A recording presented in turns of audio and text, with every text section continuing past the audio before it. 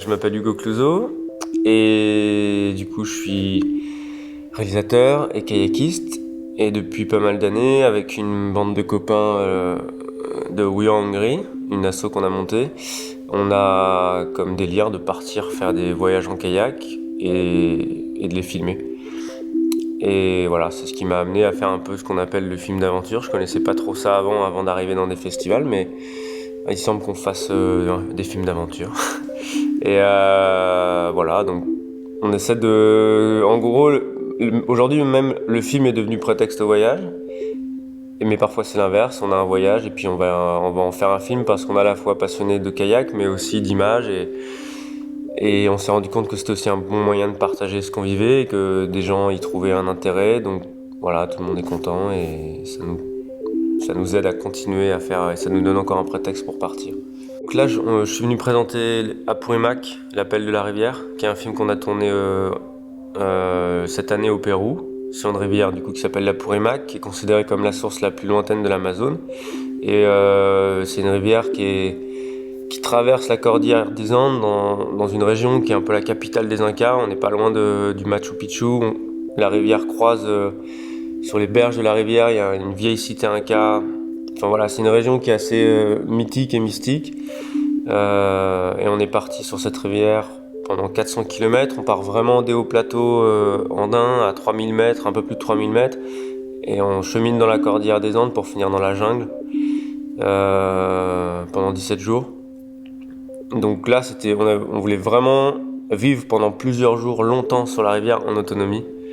Avoir une seule chose à faire, c'est se lever le matin, cuisiner avec l'eau de la rivière, monter dans son bateau, naviguer et faire ça pendant plusieurs jours. Faire un film de kayak en autonomie, là en l'occurrence sur cette rivière, la Purimac, aucune équipe de tournage peut nous filmer. Et c'est aussi une des caractéristiques de notre collectif, c'est d'emmener des caméras là où personne d'autre qu'un kayakiste ne peut aller.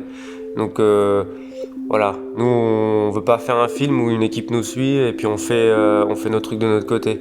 Ce qui nous intéresse, c'est de vivre l'aventure et aussi de fabriquer le film de l'aventure avec l'équipe qui vit cette aventure.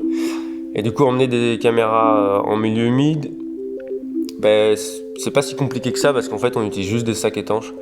C'est des espèces de sacs à main étanches dans lesquels on met nos boîtiers photos parce qu'on filme avec des petits boîtiers photos assez compacts. On a ça entre les jambes.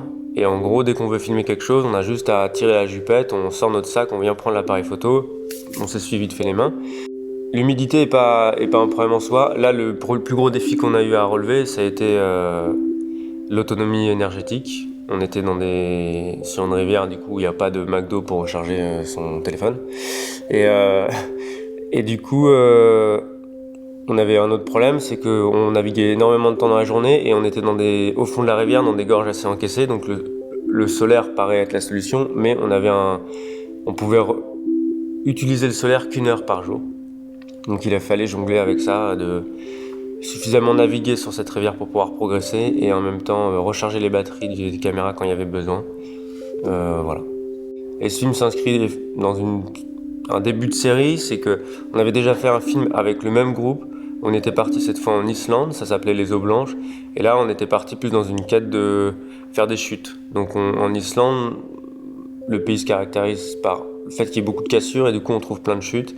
Et du coup on a été là-bas et là c'était dans un autre délire, on était avec un 4x4 et on se baladait de chute en chute. On essayait de le faire de plus en plus haute. Ça a amené Coldo à faire une chute de 22 mètres. Donc c'était pas mal.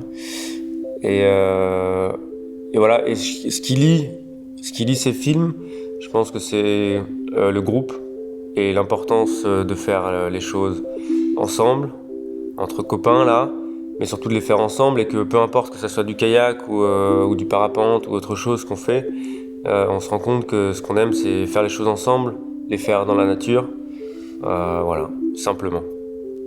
Tout le monde dans l'équipe n'avait pas fait ce qu'on appelle les multi-days, c'est-à-dire naviguer en autonomie sur une rivière pendant plusieurs jours.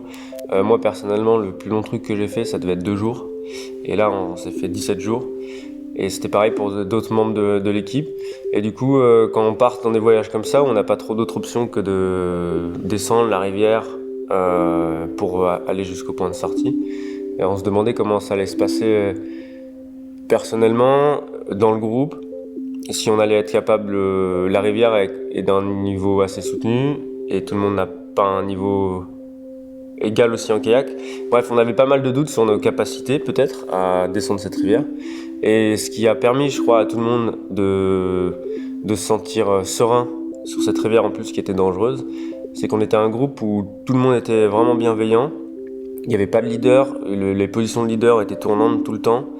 Et tout s'est fait très naturellement. Et moi, beaucoup de fois pendant ce voyage, quand t'es fatigué, t'es sur ta rivière qui est un peu dangereuse, tu te dis oh là là, mais qu'est-ce que je fais là J'imaginais que si mes copains disparaissaient d'à côté de moi, j'aurais envie de rentrer tout de suite chez moi. Et voilà, les autres, le groupe portait l'individu dans ce genre d'aventure. Et c'est ce qui permet d'un petit peu repousser ses limites parce que tu sais que t'es entouré avec ton copain et même si t'as l'impression d'être en train de vivre quelque chose d'horrible, il y en a toujours un qui va faire une blague et tu relativises et tu te dis bon bah en fait ça va bien se passer, on est tous ensemble. Ce que je recherche, plutôt non je recherche pas ce qu'on trouve en venant présenter un film comme ça au Festival d'aventure, bah, c'est un rapport direct avec le public. Ce film, il a été fait pour la télévision, et c'est vrai que quand il passe à la télévision, il n'y a aucun lien, aucun retour à la fois sur le travail de réalisateur qu'on fait ou sur l'aventure qu'on a vécue et l'histoire qu'on raconte. Du coup, l'avantage et ce qui est génial en festival, c'est qu'on peut venir le partager avec le public, que des fois le public aime, et parfois il aime moins, et on a ces retours qui nous permettent de progresser dans ce qu'on fait. Donc moi c'est ça que j'adore venir rechercher ici, et puis en plus on rencontre d'autres personnes qui font un peu les mêmes métiers que nous, du coup on peut s'interroger pourquoi on fait ces métiers, on peut s'échanger des techniques, on peut découvrir de nouveaux parcours, découvrir juste de nouvelles personnes, et voilà on se retrouve à se faire des amis, donc voilà il y a ces deux aspects, rencontrer les gens, que ce soit le public, et rencontrer aussi d'autres personnes qui font la même chose que soi, parfois c'est enrichissant. Et ça fait la deuxième fois que je viens au rendez-vous de l'aventure de Lons-le-Saunier, et je suis venu là. Donc la première fois que je suis venu, c'était la deuxième édition, et quand on arrive ici, on se dit que c'est un jeune festival, et en fait tout est calé, tout est parfait. On a l'impression qu'on arrive dans un truc qui a 20 ans. Et en même temps, il y a un côté familial qui est sympa. Il y a une équipe de bénévoles qui est toujours très attentif et qui est pas avec son oreillette comme ça à courir partout, quoi. Ils sont à ton écoute, à l'écoute du public. Et voilà, il y a un truc hyper familial et puis c'est cool que ça ait lieu à Lons-le-Saunier. C'est pas les grands pôles forcément où on pense qu'il peut y avoir de l'aventure. Donc moi je suis content de venir partager nos aventures avec ce public.